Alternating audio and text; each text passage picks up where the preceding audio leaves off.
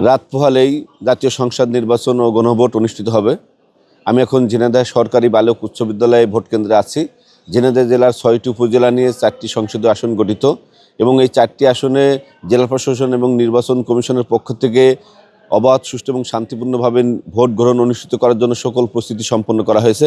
আমি যদি ক্যামেরা পার্সনের মাধ্যমে দেখাতে চাই যে ঝিনাইদহ জেলার ৬টি উপজেলা থেকে কেন্দ্রে অর্থাৎ ঝিনাইদহ জেলার ৪টি আসনে ৫৮৮টি কেন্দ্র রয়েছে।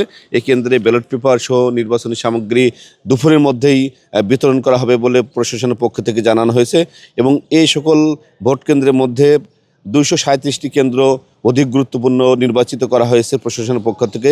নির্বাচন কমিশনের পক্ষ থেকে জানানো হয়েছে যে জেলার ৪টি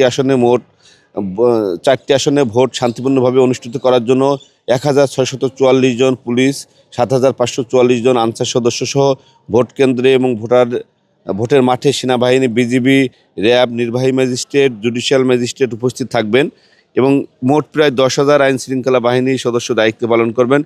নির্বাচন উপলক্ষে প্রার্থী এবং ভোটারদের মধ্যে উৎসাহ উদ্দীপনা কাজ করছে। তবে ৪টি আসনের তথ্য বলি, ৪টি আসনে ঝিনাইদহ ১ আসনে ধানের শীষ অনেকটা এগিয়ে রয়েছে এবং ঝিনাইদহ ২ আসনে ধানের শীষের সাথে দাঁড়িপাল্লার লড়াই হবে।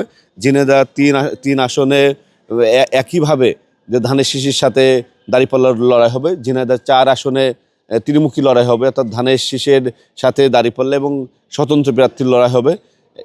এছাড়া হলো নির্বাচনের লড়াইয়ের খবর এবং এই ৪টি আসনে মোট ১৫ লক্ষর অধিক নারী ও পুরুষ ভোটার তাদের ভোটাধিকার প্রয়োগ করবেন। এই ছিল নির্বাচনী সামগ্রী বিতরণ সহ সর্বশেষ তথ্য। রাজীব হাসান, ৭১, ঝিনাইদহ।